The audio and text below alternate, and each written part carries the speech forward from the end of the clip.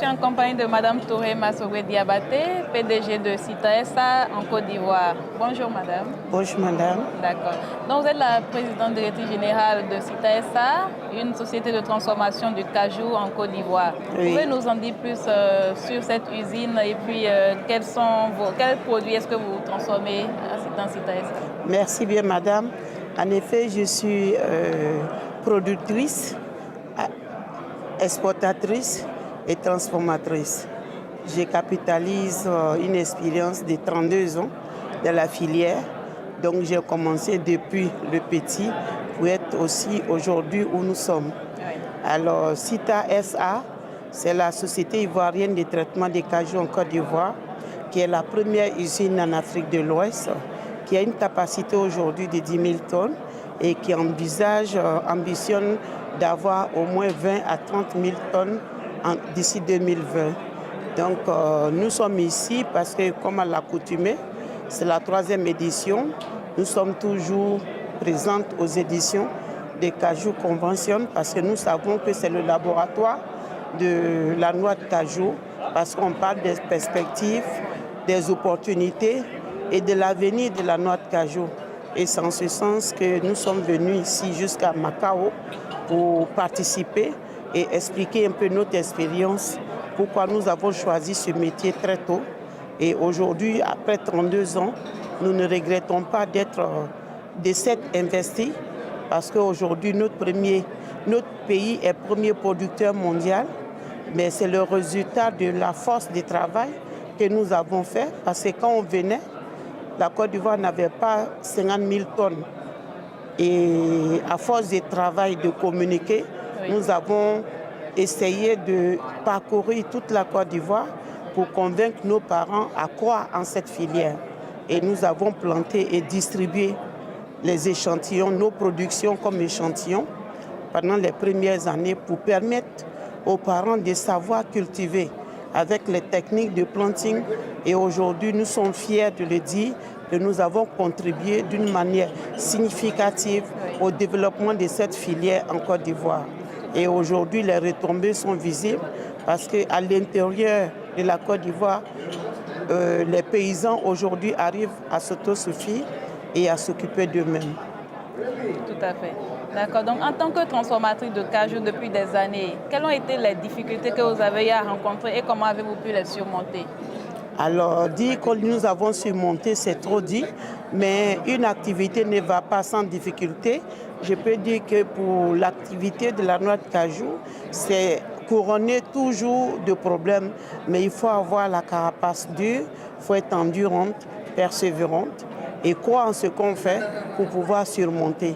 Parce que vous savez, il n'y a pas d'institut ou d'école de formation liée à la cajouculture. Donc on apprend toujours à travers les formations, à travers les forums comme ce genre de forums, ainsi de suite. Nous pouvons dire qu'il y a eu pas mal de problèmes à tous les niveaux, depuis la production, partant par l'exportation, aujourd'hui la transformation, qui est vraiment, de notre point de vue, l'opportunité à saisir, parce que c'est à ce prix que nous pourrons pérenniser ce que nous avons choisi comme métier. Si nous maîtrisons toute la transformation, le marché existe, la matière première existe, donc pourquoi ne pas s'investir? Aujourd'hui, le goulot d'étranglement se situe au niveau du financement. Le financement, parce que le prix aujourd'hui de la matière première est élevé et le financement avec les institutions financières ne suivent pas très souvent le rythme parce que le temps est très important dans la transformation. Il faut avoir une trésorerie importante pendant la période de récolte qui se situe sur 4 mois maximum. Et c'est là-bas qu'il y a le problème. Avoir une trésorerie pour la totalité de son stock pendant 4 mois et l'usiner pendant 9 mois. Donc il faut avoir une trésorerie solide pour pouvoir pallier à cet état de financement. Donc c'est bien ça. Et je pense que chaque activité a ses avantages et a ses inconvénients. Et c'est en ce sens que nous pouvons dire qu'on ne regrette pas d'investir dans la noix de cajou parce que ce métier bien fait peut nourrir son homme. Justement, en parlant de transformation, il y a une prime à la transformation de 400 francs CFA par kilo d'amandes transformées qui est accordée aux transformateurs. Pouvez-vous nous en dire plus là-dessus, s'il vous plaît? Oui, c'est une initiative du gouvernement de Côte d'Ivoire avec à sa tête le Premier ministre, son Excellence Amadou Gon Coulibaly, qui a déjà commencé depuis le premier Daniel Kablan Duncan. Et aujourd'hui, nous sommes dans la pratique avec le Premier ministre actuel et qui a pris à bras le corps ce problème de noix de cajou parce que c'est une préoccupation majeure au niveau du gouvernement, à savoir amener la Côte d'Ivoire à une transformation effective de la quasi-totalité de la production nationale d'ici 2030. Donc du coup, il faut inciter les opérateurs à la transformation, il faut inciter tous les acteurs de la filière. Le paysan aujourd'hui doit à la longue être un semi-industriel et partant un industriel. Donc pour ce faire, il faut prendre des mesures incitatives. Et parmi ces mesures, vous trouverez les 400 francs de prime à la transformation. Donc parmi tant d'autres d'ailleurs, que bon, je ne vais pas vous étaler ici, mais venez en Côte d'Ivoire. Avec le Conseil Coton en Natal, nous avons une panoplie de mesures incitatives pour que absolument on puisse partir immédiatement à la transformation. Tout à fait. Donc, par rapport à votre usine, quels sont vos pays de destination pour les amandes, par exemple? Vers quel pays exportez-vous? Quel marché? Nous exportons principalement aux États-Unis en ce moment. Nous sommes sollicités par les autres pays. On exporte un peu dans les pays du Golfe, tels que Dubaï. On exporte un peu à Istanbul. On exporte la noix non dépelliculée au Vietnam.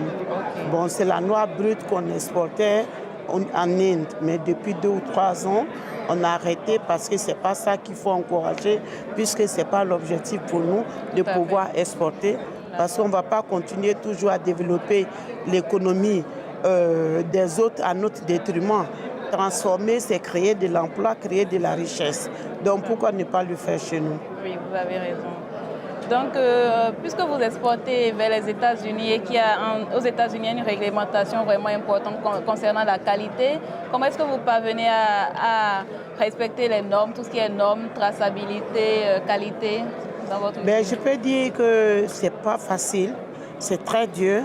Effectivement, c'est exigeant. Le marché des États-Unis est très exigeant et c'est pourquoi nous faisons violence sur nous-mêmes pour nous soumettre à ces exercices pour que effectivement nos produits soient aux normes internationales. Et je peux vous dire qu'aujourd'hui, en 2018, ça va faire 9 ans que j'exporte sur les États-Unis et je suis toujours agréée avec le FDA, avec tous les contrôles. Tout à fait. Merci beaucoup. Pouvez nous dire alors, pour terminer, quels sont les projets de CITA SA dans les prochaines années?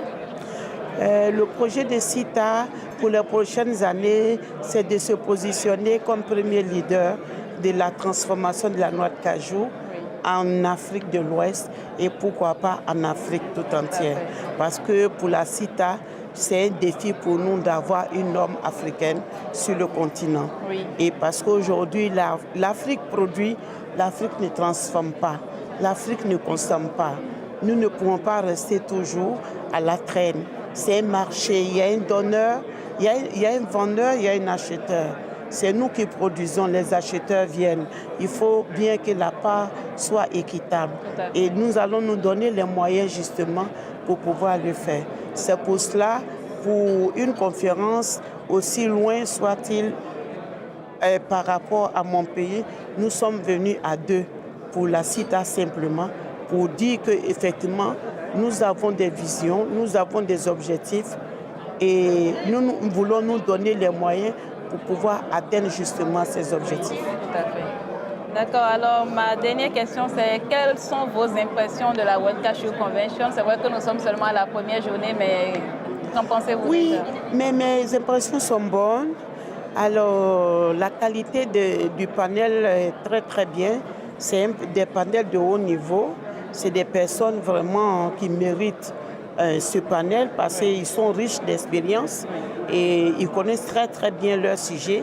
La seule chose que je déplore, pour une conférence internationale, il doit pouvoir avoir plusieurs langues, au moins 3 parce qu'ils sont connus. Il y a l'anglais, il y a le portugais et il y a le français.